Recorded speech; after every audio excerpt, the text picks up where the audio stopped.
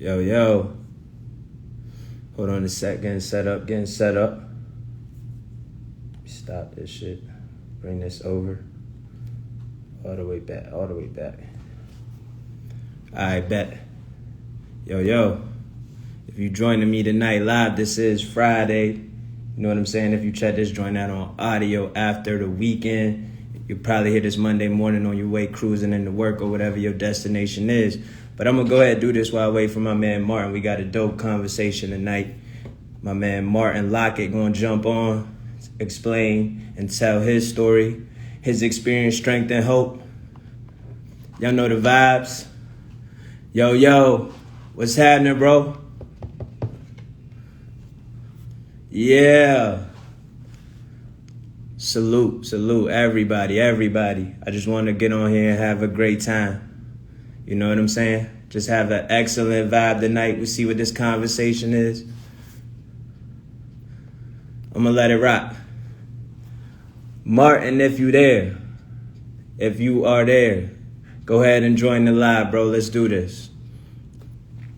Yeah. It's been a while, man. But I'm happy to be back. Happy to be in the space that I love.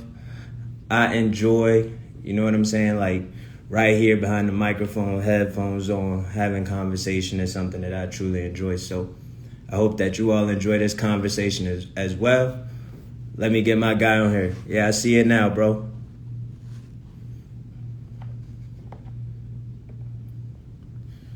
All right. Give that a second. I just hit accept. I hope that it comes through. Let's roll, man. Yeah. Yo, what's going on, bro? Can you What's hear me going all right? on? Good to see you, man. Thanks for having me. No doubt, bro. No doubt. Can you hear me? Absolutely, I can hear you. Can hear you All right, well. bet. I'm glad that everything's working, man. How are you today? Doing great. I'm blessed, highly favored, fortunate. I don't know how many adjectives I can throw out there, but it's definitely all the good ones. No doubt, man. Well, look, I was going to come up with a cool introduction and everything and try to pave the way, but a man such as yourself that I started reading about you, man, I want you to go ahead and introduce yourself. Absolutely. So my name is Martin Lockett, and I am 43 years of age. I have spent nearly half my life incarcerated, starting with my addiction at around 14, 15 years of age. And I am now happily in recovery, almost 20 years. The vast majority of that being through an incarceration that I will talk in detail about tonight. And I'm just honored to be here and share my message of strength and hope and resiliency. Yes, sir. That's what it's all about, man. Those experiences and learning from those lessons and being able to get back to everybody else in this space. I see my homegirl Eden is on, man. That's who made this connection for us. Absolutely. Yeah. Thank you, Eden. Word. Yeah, she hit me up and was like, hey, you know, this guy's great. He hit me up, wanted to come on the podcast. I'm like, I bet. And I know you and I shot a couple messages, and then I got busy. And then I finally was able to circle back, and I'm just happy that we were able to make this happen, bro. Likewise. No doubt. Well, let's get into it, man. I'm gonna ask a couple questions. If something that you don't want me to ask, you don't want to talk, bro, by all means, my guy, pass that shit on by, and we'll keep it moving. You know what I'm saying? I'm an open book, literally, as I've written the book, and was brutally honest in that book, painting myself in a true, honest, transparent light, and so I'm definitely, prepared to do that tonight. No doubt. That's how I am too, bro. Well, let's roll. Like, it's gonna be simple too, man. How was life for you growing up, bro? So growing up, I grew up in Portland, Oregon, and I know a lot of people don't even know where Oregon is on the map. It is West. It is in the Northwest, right below Washington, right above California. And I'll tell you, it looks vastly different today than it did back in the 80s when I grew up. So today it's all gentrified and nice little plazas and little coffee shops. And back then it was a war zone. It was gangs fighting for territory that had moved up from California during the time, the Bloods and Crips. It was drive-by shootings every night. It was crack, height of the crack epidemic, prostitution, crime, you name it. And so we lived in a war zone, right? But Right. thankfully, I had the good fortune of having both parents in the household. So like my dad worked a, manual labor job to support the family. Mom stayed home to take care of us kids. I have a twin brother, and then I have two older sisters. And Okay. so we were, really close-knit family. And so I remember my dad, he had my brother and me enrolled in Little League, Cub Scouts, Pop Warner football, wrestling, all these activities, right? And he spent so much quality time with us that, like, I think he did that to keep us from the influences of the street, if I'm being honest. Now that I think about it, I'm older. I'm like, man, he was really, really involved. I know he had to be tired from working all day, but he would come and, he was our Little League assistant coach, and he was actively involved in our lives, which was a real pleasure. But that worked until we got to high school, because, like a lot of kids, they get to high school, and for me, I was a really shy kid, right? And so, when you get to high school, you got to find a crew to hang out with. You cannot be alone. That's basically like a death sentence. So I started to kind of gravitate to some other kids who actually happened to live in my neighborhood, but I had never met. And I think it's because my parents probably did everything they could to keep us from them. But this became my hangout crew nonetheless. And we did all sorts of things that, kids shouldn't be doing, but do anyway. Right. So that's when I first started, skipping school and smoking cigarettes and things like that. And I still remember my first encounter with alcohol. And so we were hanging around this notorious gang member. He was actually my cousin, but he was only 1 year older than my brother and me. And we looked up to him. We envied him because, like, all the dudes in school feared him, and all the girls loved him. And we could hang out with this dude, and by proxy, we were popular, right? Because we hung out with him. And so he had taken us to this party one day, and there's all these people there. And he comes and hands my brother and me a beer. And we're looking at each other like there's no way we could drink this. Like, mom and dad would kill us, right? We weren't raised this way. But we're also making the calculation that if we want to be accepted by these people in this room, then we gotta drink, right? We just gotta do it. And so I remember I took the first few swigs off that beer, and man, it was just disgusting, right? And I remember it heated up my chest, and then all my inhibitions started to come down, and I could actually talk to people more freely, and I could actually talk to girls without, fumbling over my words and, The liquid courage kick in.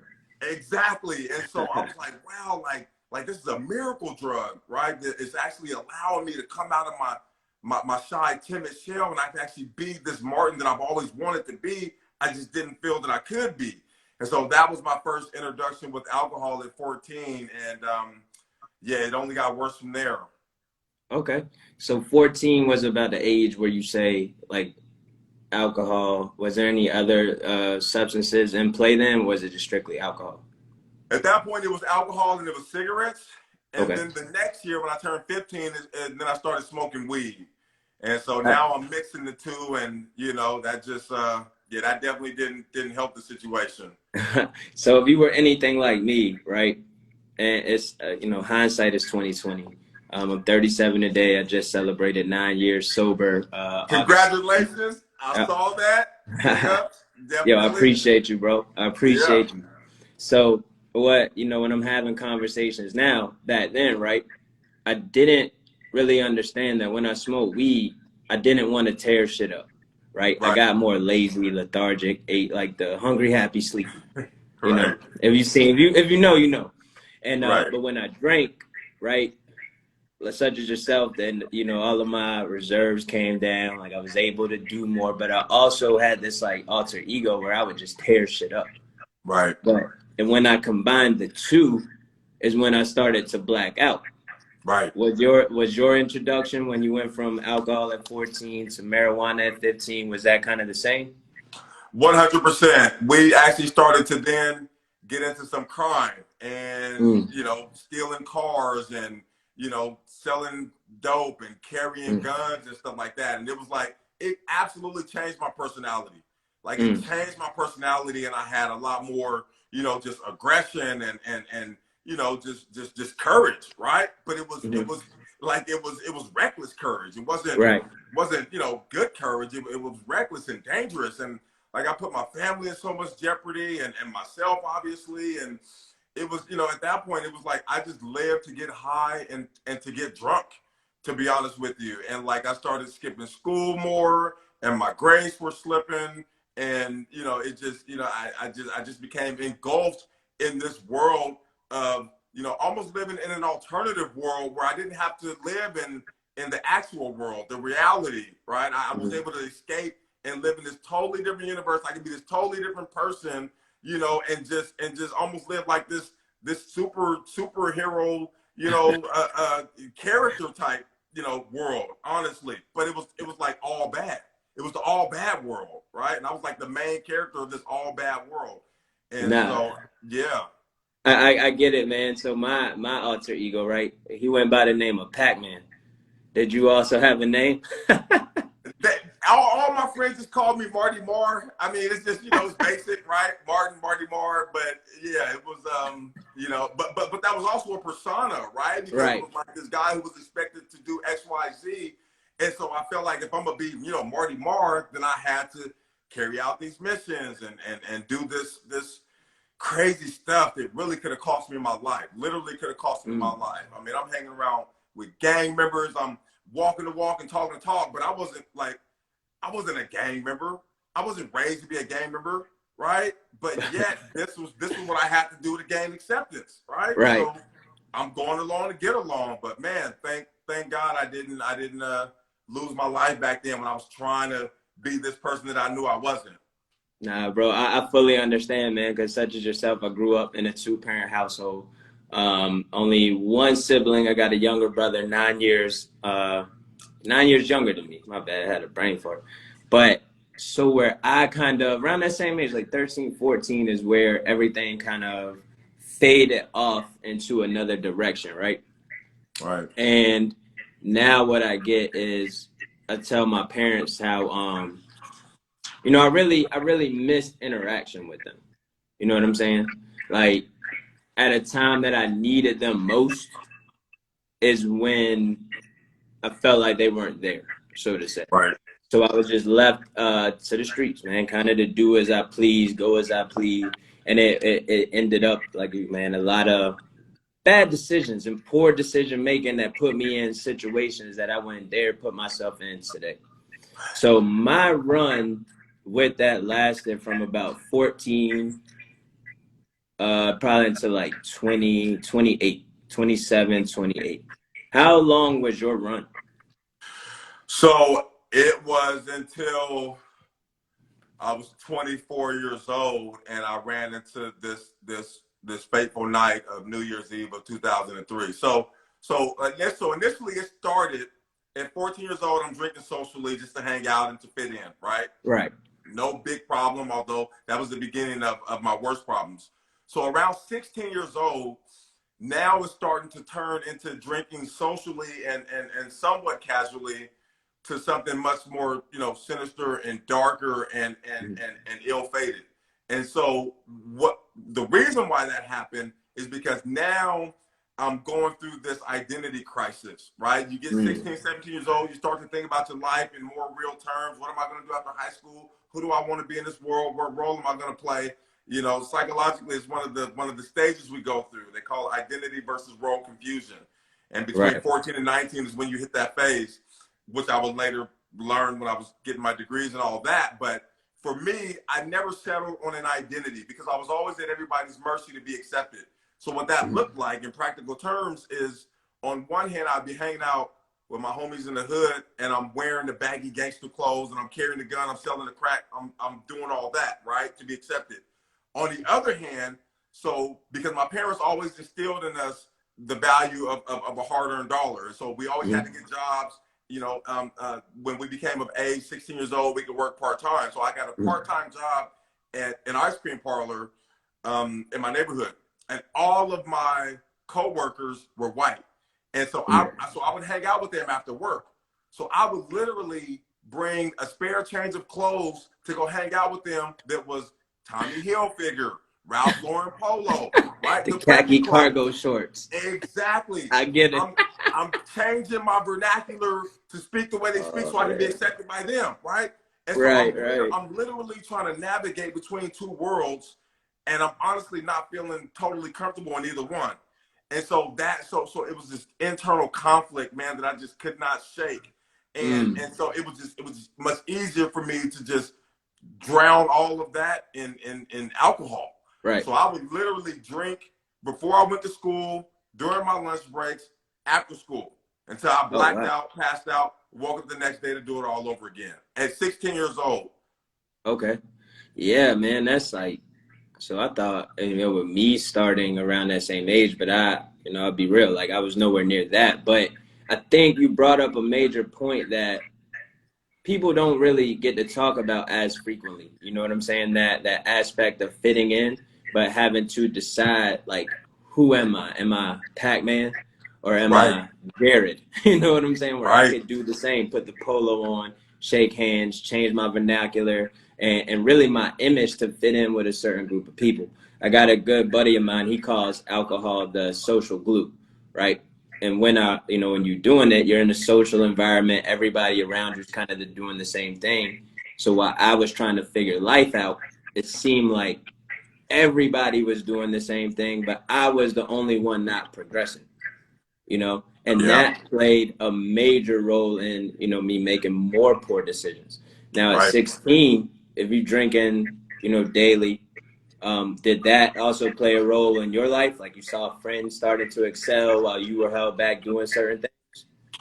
Well, not the friends around me, but the kids that I went to high school with. So I went to a pretty mixed school. It was actually in a better district Hmm. than where I lived. Okay. And so for instance, so they would get cars when they turned 16 years of age, right? They had college funds already put away for, like, their whole futures were pretty much set. They just had to show up and do the work.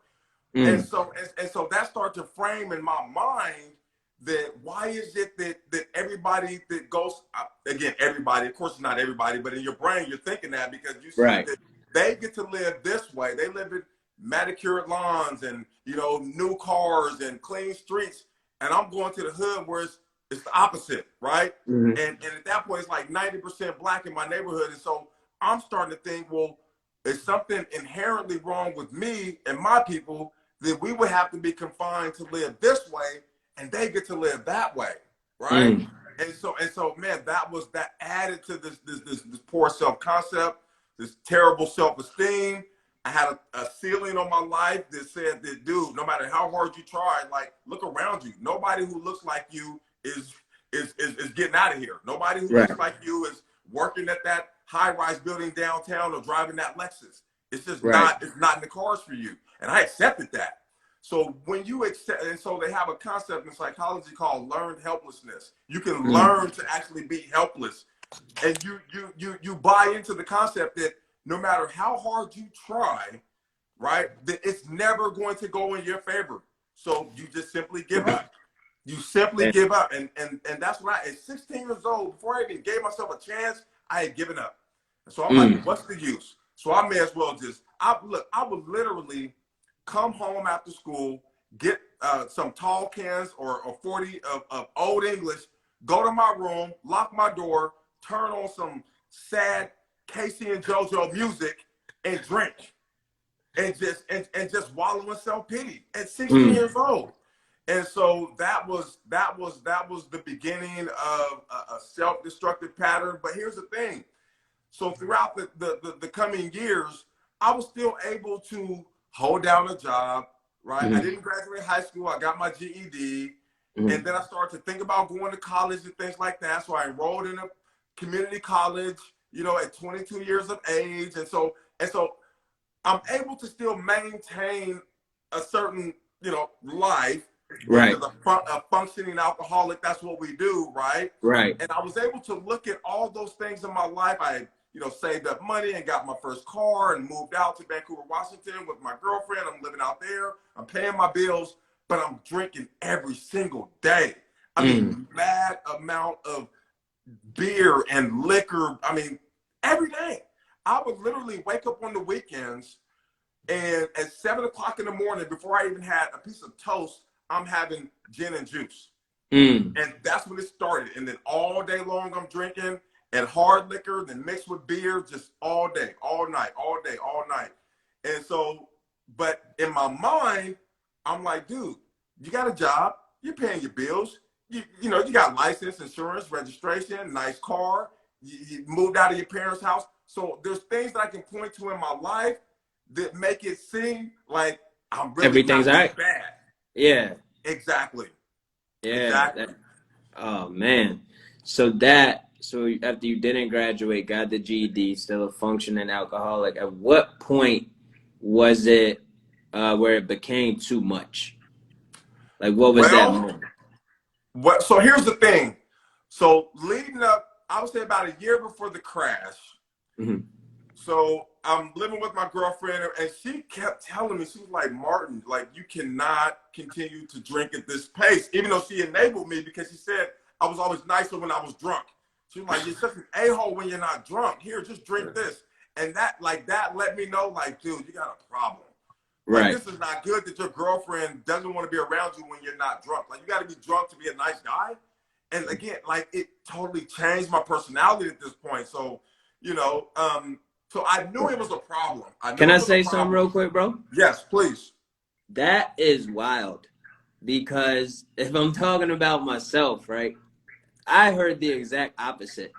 Like, yo, you are an asshole when you drink. Like, Okay. leave it alone or, try to moderate. But, I'm an addict. I couldn't moderate. Right. One drink to me, I had to drink the whole 12 or, what's the point?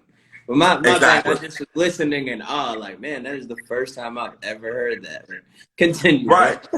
Well, I mean, once you be, but once you, it makes sense. Once you become addicted to something, Mm-hmm. then your brain is going to crave that, right? That's why we have these Mm-hmm. cravings, and it wants that chemical to release that dopamine and serotonin and all that good stuff. So when you don't have it in your body, your brain is like, dude, give me the chemical, and so Right. you become irritable, right? Right. Until you get it, then everything is better, right? Everything Yeah. is good, and so I knew it was a problem, and I had several warnings leading up to the day of the crash.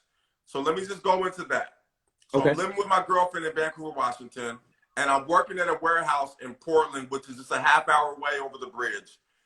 So I kissed her goodbye like any normal day. I went to work at 7 o'clock that morning. We had gotten off work early because of the holiday. And so it's about 11 o'clock, and we're starting to wrap up. And as we're about to clock out and leave, my boss had joked with us and said, now you guys go out and have a good time tonight, but please don't let me wake up and see you on the front page, right? Of course, we laugh it off. You know, nobody thinks anything of it. We clock out.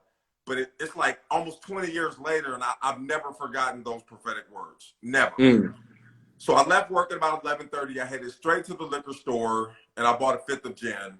And then I went to my parents' house to hang out with my twin brother because that's where he was living at the time. So I get to my parents' house and I hang out with my twin brother, and then he cuts my hair for the evening. We made plans that night to go to a friend's house party, a guy we had gone to high school with. We hadn't seen him in a couple of years.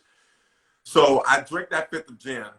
I then went back to the store where I bought 4 24-ounce cans of beer because that's what I did every day, just like clockwork. So 96 ounces of beer that I drank between about 5 and 8 o'clock that night on top of that fifth of gin. So it's now about 8 o'clock, and then my brother and I decided we would go to another friend's house in the meantime to hang out. You know, we didn't want to get to the party too early, so we get to that friend's house, and the three of us hang out. We drink a pint of Hennessy between us. We kill some time. It's now about 11 o'clock. So we go to exit his apartment. He's living with his mom, and here's warning number 2. We walk out as we're walking out the door, his mother yells from the kitchen, now y'all be careful tonight, you hear? Of course, we all said, yes, ma'am, we're good. Like, obviously, we had no intentions of being careful that night, let's be clear. Right. So we get to the party, we see a bunch of old classmates, we drink more alcohol, of course, we have fun, we bring in the new year, everything is great. And here's how I knew that I was extremely intoxicated because, like, I had never done this before. There's some girls there, and I'm putting on this show, right? And I'm acting like I'm a stripper. I ain't never done that in my life. That's not me, right? But I'm doing it. I'm taking off my clothes and doing this, and they putting money down my boxers, and I'm like, what are you doing, man? So I knew that, like, clearly I was out of it, right? Right. So we bring in the new year. We exit the party at about 12:15, and we get into my vehicle. Now, a lot of people might be thinking, well, man, how come his brother or, his friend didn't try to take his keys at this point? Clearly he had had enough. But if I'm being honest with you, this is just what we did on a daily basis. Like all of us drank and drove like it was nothing because we all drank every single day. This is just what we did. So nobody thought anything of it. So we get into my vehicle and I take my friend home, no problem. Get back onto the freeway to take my brother home. And at this point, all I'm thinking about is how exhausted I am. And I can't wait to get him home because I still had another half hour or so to drive to my house, you know, in Vancouver, Washington. So on the freeway, I begin to elevate my speed to about 80 miles an hour. And this makes my brother nervous. And he's like, hey, man, you know, you should slow down. You know, the police are out. It being a holiday and all. And I thought, you know, well, that makes sense. So I went ahead and slowed down. And we continued to drive for about 10 minutes, take the exit. I'm now driving in a residential area. And again, I get impatient. I began to pick up my speed now to about 60 miles an hour in a 30 or 35 zone. And this time he gets mad at me and he's like, man, slow down before we crash. And I snap back at him, man, calm down. I know what I'm doing. I got this. I've done this 100 times. But just to appease him, keep him quiet, I went ahead and slowed down. So we continue to drive. And I'm just about to get into the left-hand turning lane to drop him off at our parents' house. And then he suddenly realizes he's all out of cigarettes. So he says, hey, man, let's go up the road so I can get some cigarettes. I'm all out. And in my mind, I'm thinking, great. Like, here's one more stop that I don't want to have to make, right? So we continue to drive for a couple blocks. And then about 2 blocks from that point, there's an intersection. And the mini mart we need to get to is just beyond the intersection. And so I'm looking up at the light, and the light is yellow. And as intoxicated as I was, I knew there was no way I was going to make this light. Just no way. But it didn't matter because in a split second, I made up my mind. I'm not waiting for it. I'm going. So split second, make that decision, immediately punch the gas. I'm in a newer model vehicle, so I accelerate quickly. And I'm almost tunnel vision, looking straight forward, literally not seeing anything to the right or left of me. And within seconds, I mean, boom. I mean, this earth-shattering crash. And all I remember is the airbag, you know, envelops my face, and it felt like I was being suffocated by a parachute. And my car comes to a slow winding halt. And I feel that I'm alive, so this is good. And I immediately look to my right to see if my brother's okay. And he's moving, so I'm like, okay, this is good. I'm somewhat relieved, right? Same time, a guy comes rushing up to the driver's side door frantically. Are you guys okay? Are you guys okay? Yeah, we're okay, I tell him. And I step out of my vehicle. And my first instinct was not to go check on the people I had just hit, but rather to assess the damage on my car because, like I said, I was so superficial and worried about what everybody thought of me. This car was my status symbol, right? It conveyed that I was somebody, right? It was a nice car, nice rims. I worked hard for it. And I'm devastated because I'm now looking at my prized possession in just a heap of crumpled metal. And then my brother gets my attention and he starts to point across the street where the car had spun about 70 feet before it stopped. And he's pointing at somebody and he says, hey, man, he said, I think I see somebody lying down on the pavement over there. And I don't think they're moving. So instantly I kind of snap out of it and it dawns on me, oh my God, like what have I just done? So I'm trying to process this, and within seconds, as you can imagine, the lights and sirens are everywhere, just, you know, lighting up the sky. So the policemen are on the scene and they're talking to me. They take my brother a few feet away. The fire department, they're trying to extract these people from this vehicle carefully. And about 2 minutes into that interview, that officer had confirmed to me what I had already in my heart of hearts had known to be true, which was that person who was lying on the pavement, you know, they had died. So he informed me that someone else was being driven to the emergency room just blocks away by ambulance. And so I'm placed under arrest. I'm put into the back of the cruiser and we head downtown for processing.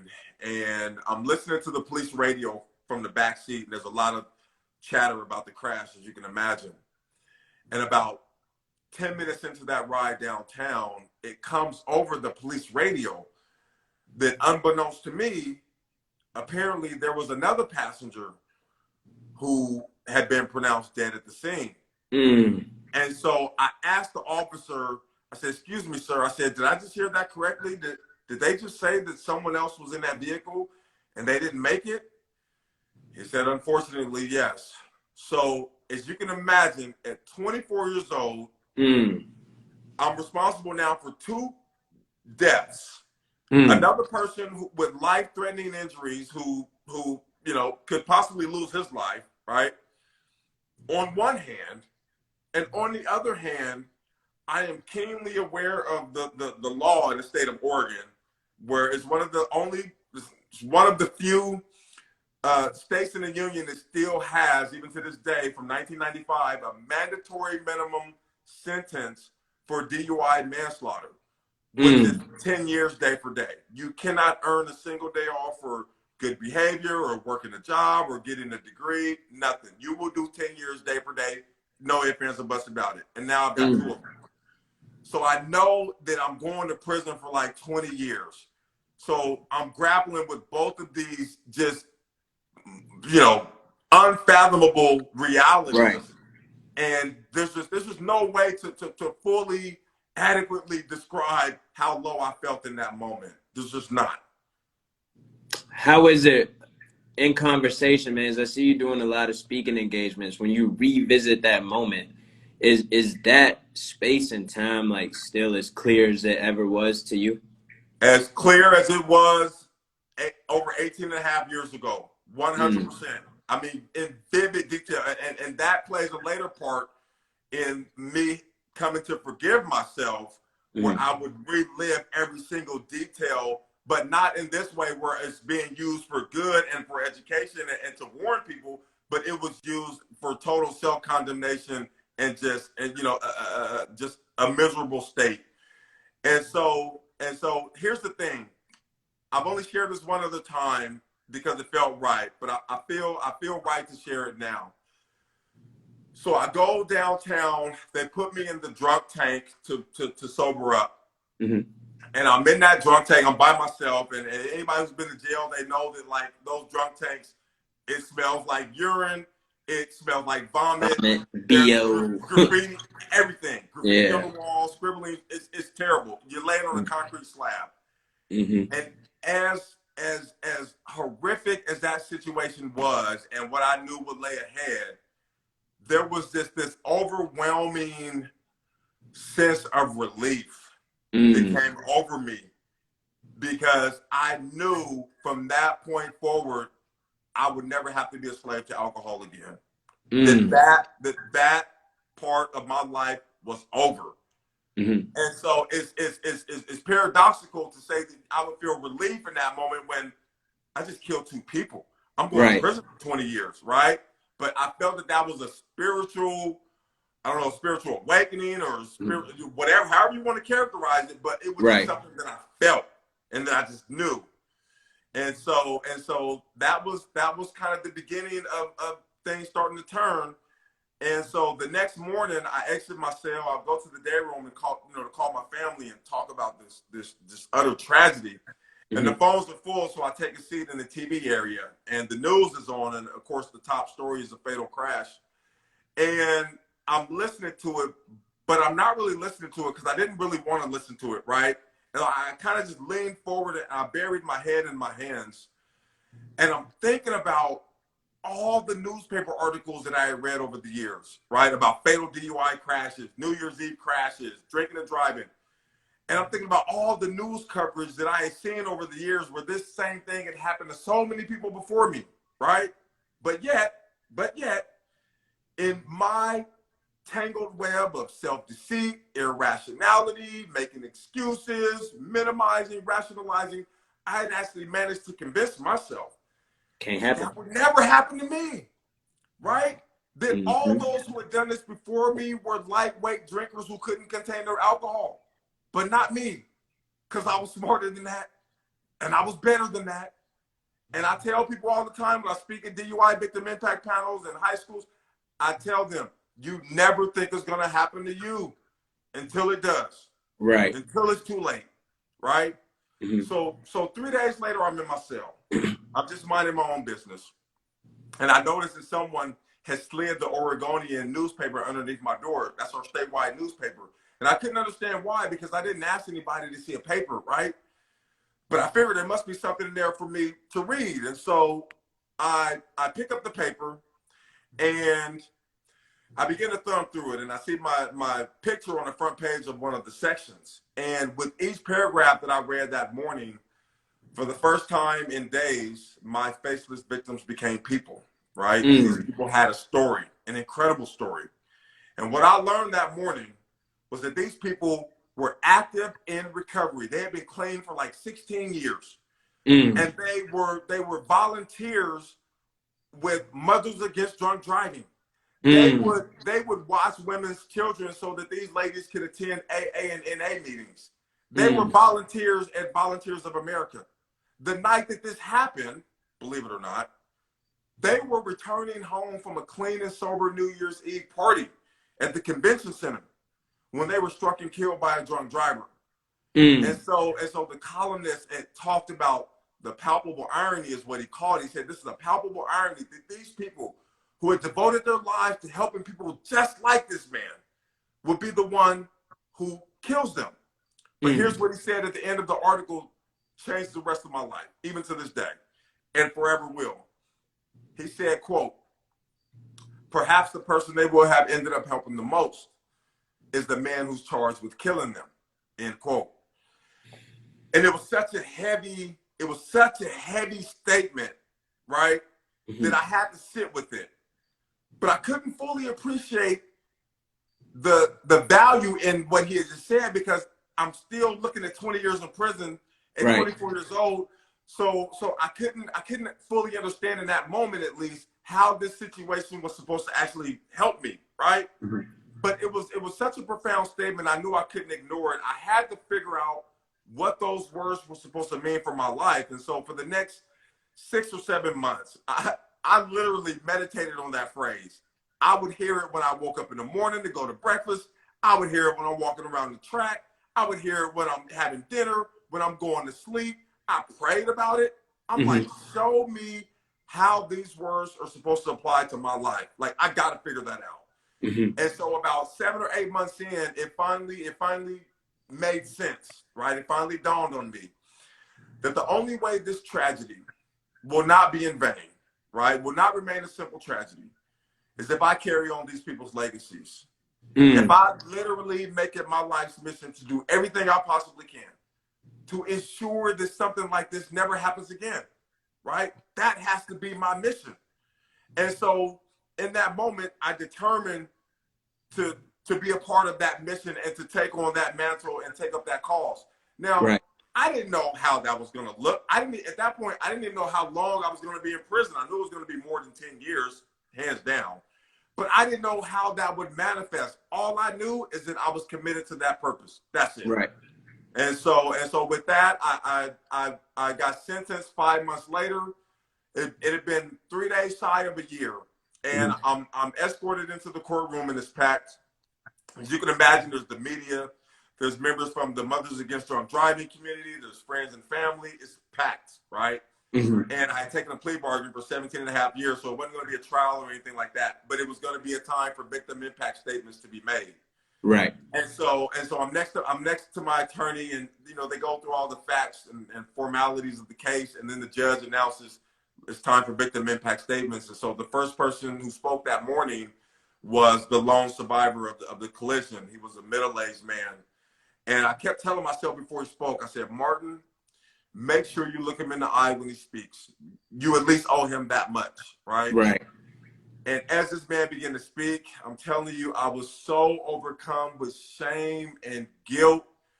I couldn't even look at the man. I had to turn away, and I just stared blankly at the table in front of me. And he began to tell me, he said, you have no idea what you have taken from me. He said, I just proposed to my fiance that night in front of all of our family and friends. And hours later, she died in my arms. He said, due to the severity of my injuries, I can't even play catch with my 9-year-old son anymore. And you're just a young man. And when this is all over with, you're still going to have your whole life ahead of you. But me, I feel like mine is over. And if I'm being honest with you, I wish this judge would give you the maximum amount of time by law. And so when he was done, like I just felt more ashamed, of course, but I tried to mentally brace myself for the slew of condemnation that I just knew was going to come from other speakers that morning, right? Of course. Right. Little did I know, however, it was the exact opposite that was about to happen. So the next person to speak that morning was the 15-year-old daughter of one of the victims. And she proceeded to tell me, Mr. Lockett, I forgive you. I know you did not mean to do what you did that day. And a part of me feels sorry for your family because you're going to go away for a really long time. And they're going to miss you so much. And I encourage you to hug your mom every chance you get. Bro, because you never know when it could be your last. This young lady went on to tell me, she said, my mom was my best friend. And now she will never see me graduate high school. She will never see me get married. She will never see me have kids. So when she was done speaking, I had actually come to accept and to realize that I had taken away a lifetime of memories that will now never happen for one night of fun. So when everybody was done speaking, I stood up and I turned around and I addressed the courtroom with the following. I said, my indictment says that I acted with extreme indifference toward the value of human life. But I promise you, my feelings have been anything but indifference since the day this happened. And I know it doesn't make much of a difference. I accept that, but I vow to spend the rest of my life doing everything I possibly can to ensure that no other families have to feel what you are feeling in this moment. So with that, I was sentenced to 210 months, 17 and a half years, day for day in state prison. And that's when I set off on my journey. Man, that, just hearing you explain it took me through a whirlwind of emotions, man, because I was trying to put myself in that courtroom, right? So, first of all, thank you for sharing that, bro. Like, I don't know how revisiting that space was for you, but I could still see the emotion, like you carrying it out physically. Like, it even had me, shedding a few grown man tears. I was freshly 21 when I got caught up selling cocaine, an informant that I thought a friend of mine, went in and did the snitch thing, which it is what it is. I had no business doing that. That's my accountability piece. And I remember sitting in my attorney's office, or not even my attorney. It was like a court-appointed attorney that they were just trying to see before they shelled out the money to pay an attorney, like what I was looking at. And he looked at me and he said, man, if you get convicted of everything, you could face 60 years. Wow. Right? So I was 21. And I remember my mom, like, completely losing it, like crying. And I'm sitting there like, all right, life is over. Like 1 second, one bad decision, man, it's done. So I'm like patting her leg and we get up to walk out because I'm out on bond. We're leaving his office. And I got to the middle of the street and like my body just turned to jello and I collapsed. So taking myself in that moment and hearing you after that experience, man, that message alone, like telling the youth, right? It doesn't take long, man. Nobody is invincible. It's a second. The second you decide to do something that you know beforehand that you shouldn't do, it could be a wrap. That's it. Because no, I didn't spend, the 20 years behind, bro. I ended up doing a year. But as a young man that already had a lot of mental health issues where I what is it called? Like self-medicated with alcohol and drugs. You know what I'm saying? Tacking on a felony on top of that wasn't the wisest decision. So I came home and then I had kids. So it was just me piling on like, oh, what am I going to do? So that 1 second took a year, but then it ended up taking 7 years because I was unemployable. Right. right? So that just made me, twice as bad. But I don't know, man. So I was just trying to put myself in that predicament, just hearing you share that, bro, and it just pulled me back to that space as well. Yeah. So you get sentenced, you get that. How was that, move transitioning from, life, and then now, like, man, this is my life for the next 17 years. Right.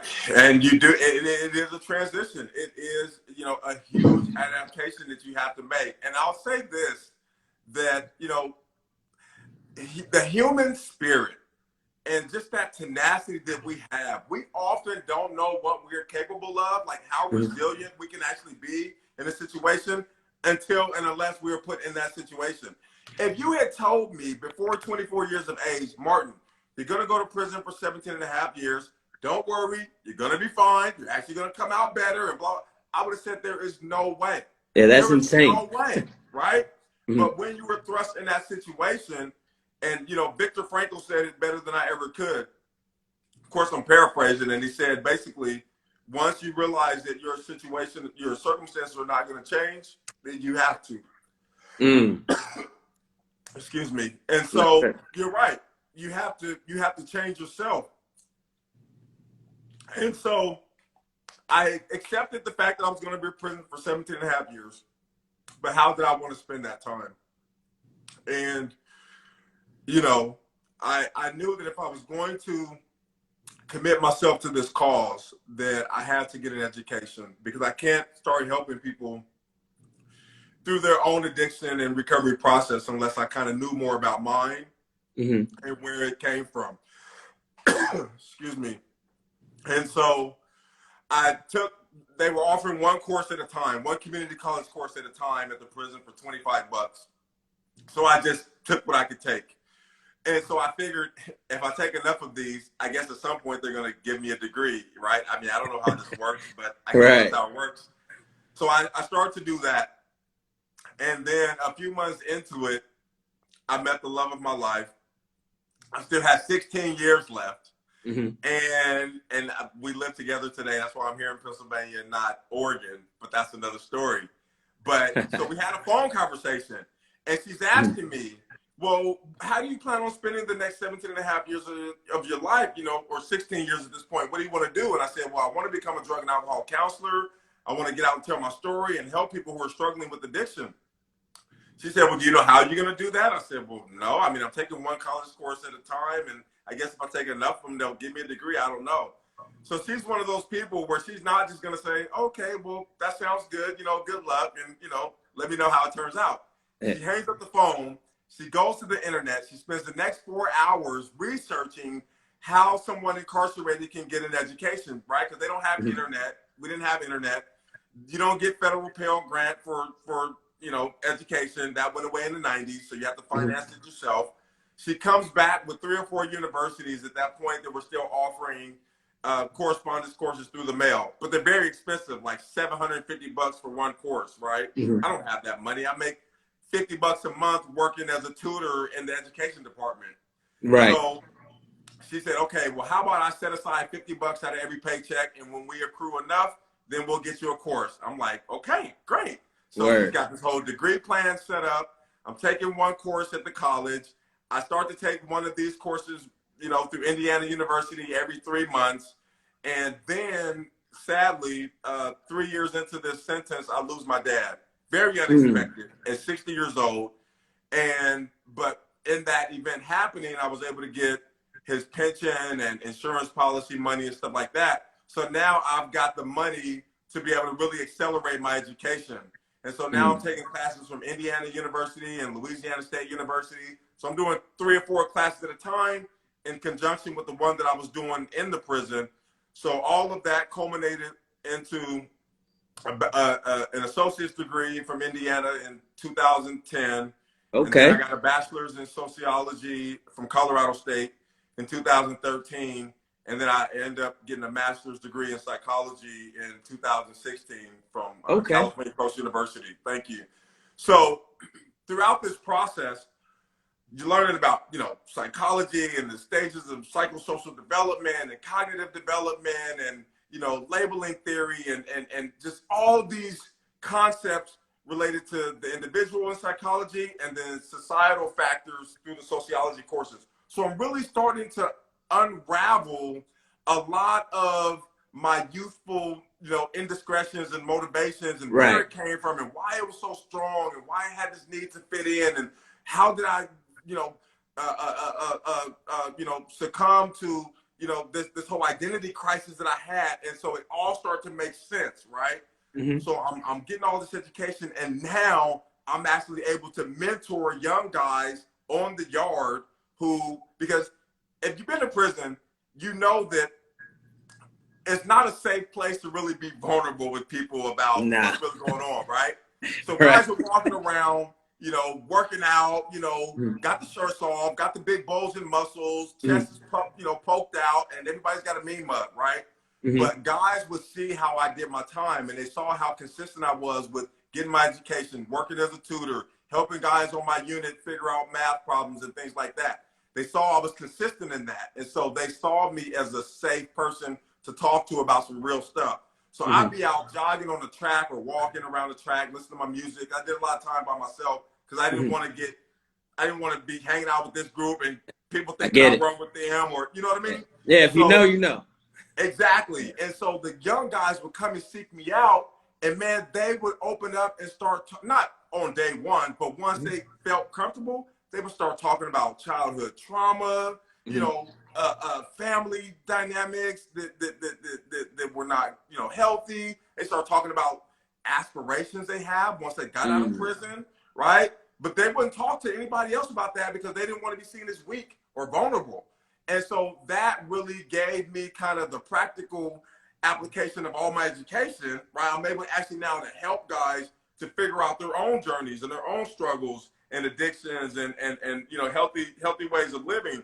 And so that really reaffirmed to me the notion that, Martin, you really need to, make sure you leave prison as a certified counselor. Well, how can I do that? They don't have a program in prison to get certified as a counselor. So I end up transferring to the one prison in a medium custody level because I still had a lot of time left, like 7 or 8 years. And it's the one prison in Oregon that actually had a substance abuse treatment program, which is sad because we know that 80% of us who are locked up federally and statewide across this country, 80% have some issue with drugs and or alcohol. But yet, in Oregon at least, only about 5% of the inmate population had access to a substance abuse treatment program, which is an atrocity, absolute atrocity. And I'm going to be working with people at my job to try to get that figured out, but that's another story for another day. Okay. So I go to this one prison and I talked to the clinical director and I said, hey, I've got a master's degree in psychology. I want to become a counselor. Is there any possible way I could get the certification under you? He said, well, we don't really do that. That's not something that the Oregon Department of Corrections, offers as a sanctioned program. But because you have done all this work, you financed it yourself, and you spent years getting this education, I want to work with you. He said, let's make a compromise. You go through my program as a participant so you can really learn what we do here and go through the workbooks and do all that. And then I will hire you as an intern where you can work under me and you can start to accrue those hours that you need for state certification. So I'm like, cool. So my mentality going into the program, if I'm being 100% honest, because I already had a master's degree in psychology, I'm like, there's not gonna be a whole lot they're gonna teach me in this program, but I gotta kind of go through the motions to be able to get to the certification. Man, let me tell you, I learned so much. In that program, I learned the difference between sobriety and recovery. Right? Okay.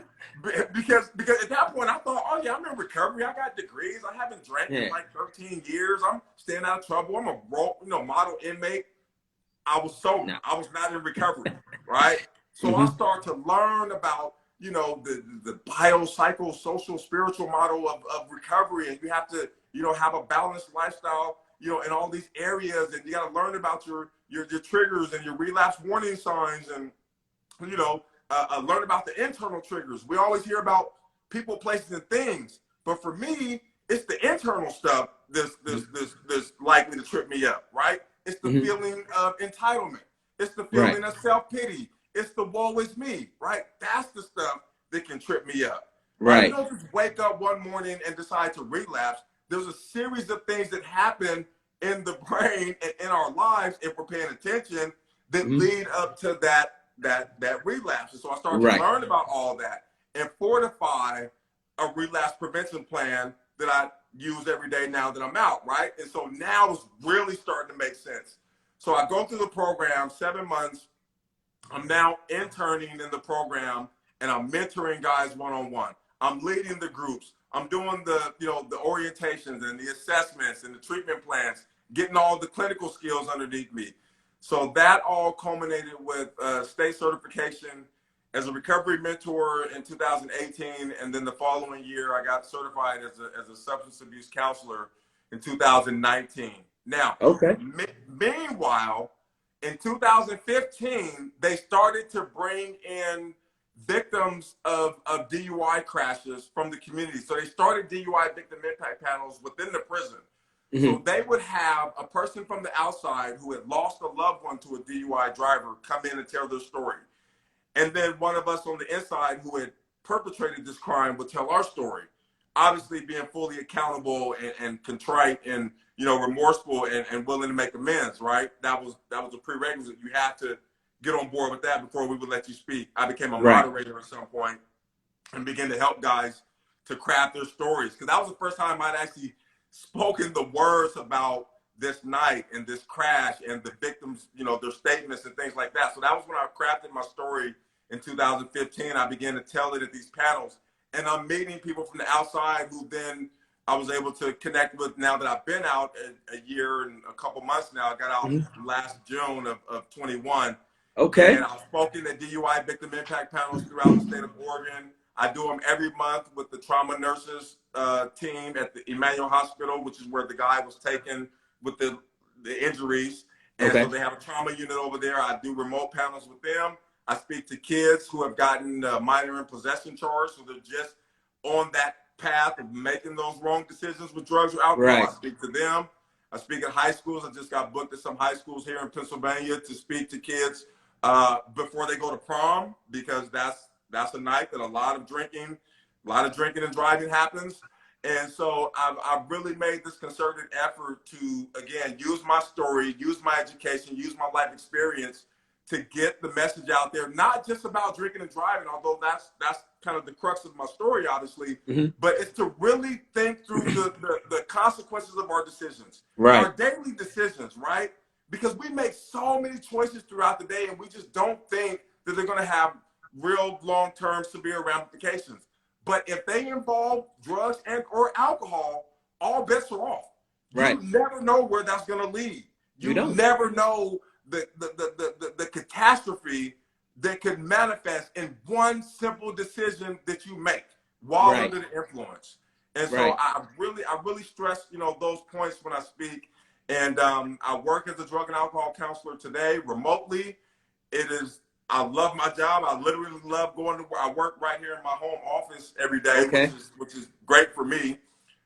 Because another consequence of this is that I can't drive for 8 years. So I'm revoked for 8 years from my release to drive. So really it's a 25.5-year sentence that my alcoholism, my addiction, my, recklessness caused me, right? And two beautiful people who were doing amazing work no longer here.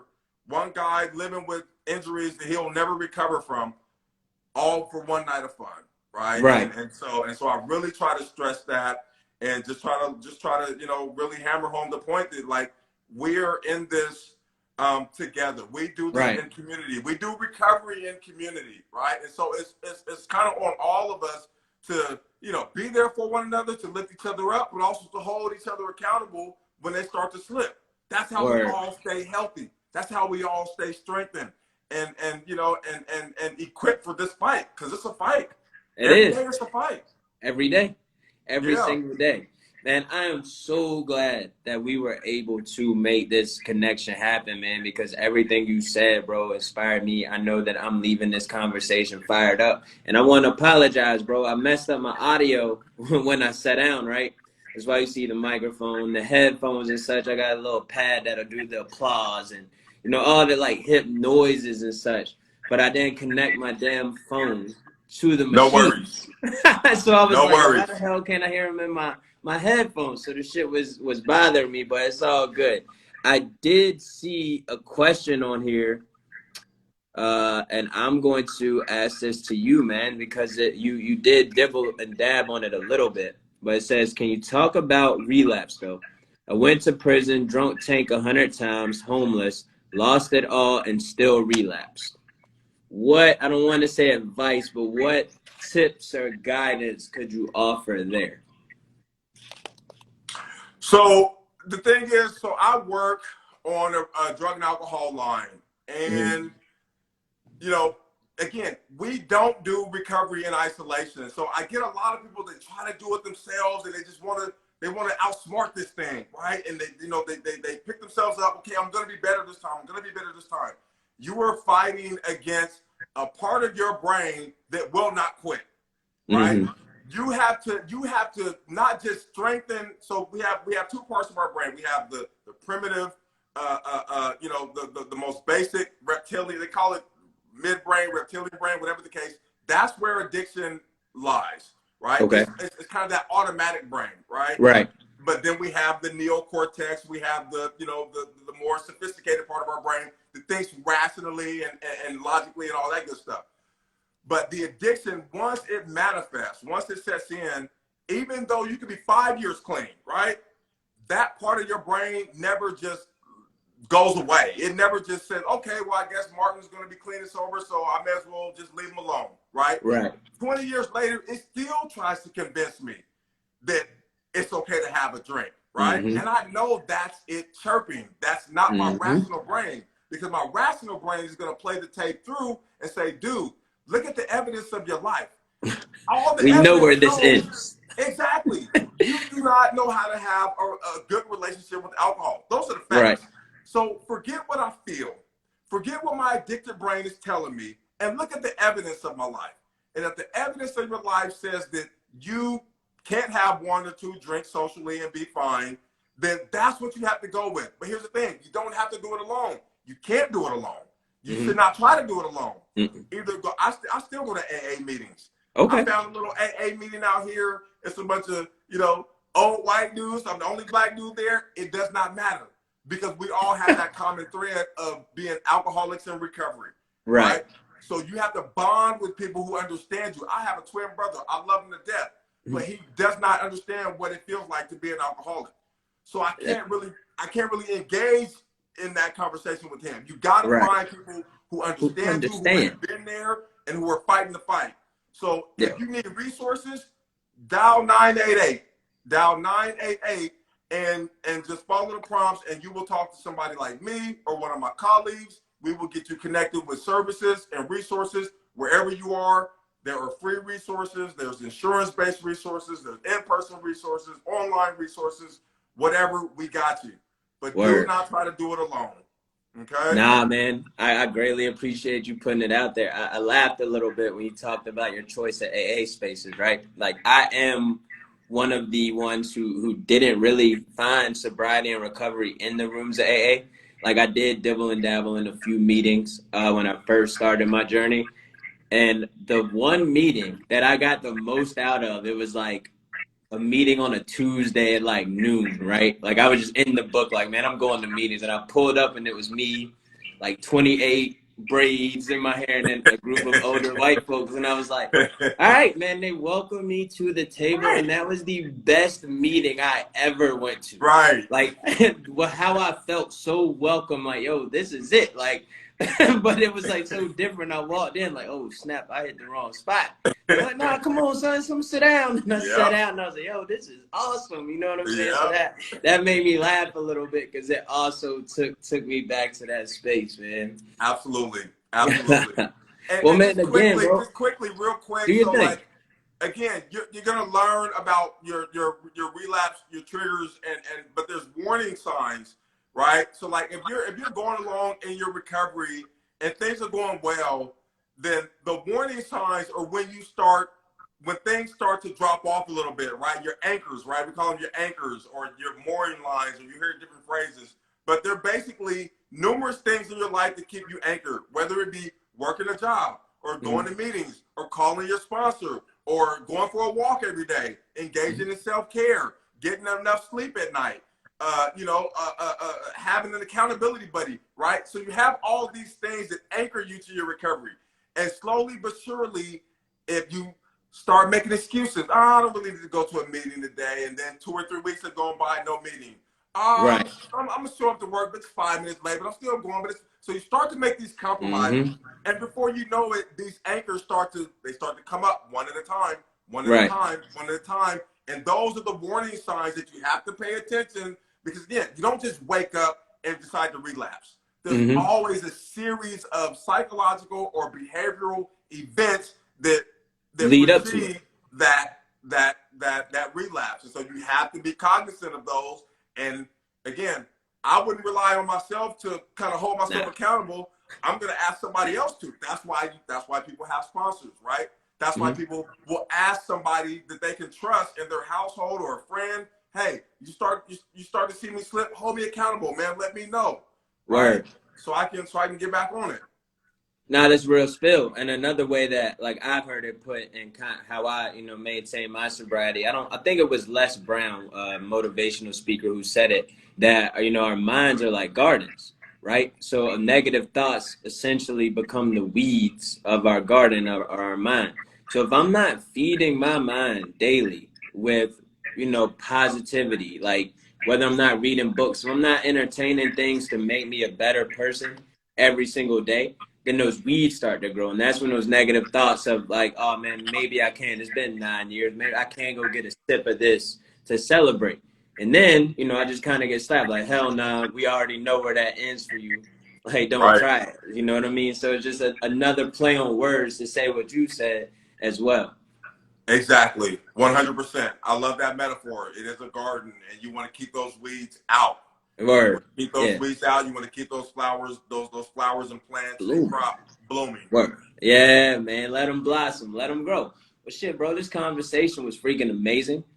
But I do one thing with everybody that sits down and chop it up with me. You gave out a lot of game. There was a lot of sauce delivered on this podcast, man. What is the one thing that you could say if somebody listens or watches this space and they're in that kind of sober, curious vibe or struggling? What is that one tip of advice that you yourself would give? I would just say that I know that the other side seems scary, right? Because it's unpredictable. And I'm not gonna lie, I had it as well. Before I got out, I said, man, is living life sober actually gonna be fun? Because I hadn't done it in so many years. And so I was a little apprehensive about exploring that. But I'm telling you, if you stay, if you give it a chance, if you just give it a chance, right? You will start to see and feel that it is more than worth it, right? But you have to give yourself a chance. You have to give yourself a chance. You do not have to do this alone. You cannot do it alone. You have to reach out to people who want to help you to be able to walk with you through this and to show you this beautiful, amazing life that awaits you if you reach out and take it. But you got to be willing. You got to be willing. So like I said, 988, call us. We will get you connected. And I'm telling you, a beautiful, amazing rainbow is at the end of that storm. It is there. Yes, sir. Well, I appreciate that, man. That was a well send off, man. Again, thank you, Mr. Martin Lockett, for sitting down and sharing your experience of strength and hope, man. I know I am leaving this conversation fired up and inspired, and I definitely want to connect with you, bro. Like off all of this, man, and just stay in touch and try to build with you because I'm a fan of what you're doing, man. Real spill. Absolutely appreciate it, man. It was a true honor to be here. Thank you so much for having me. All right, no doubt, bro. You have a good evening. Let's chat soon. Likewise. All right, my guy. All right now.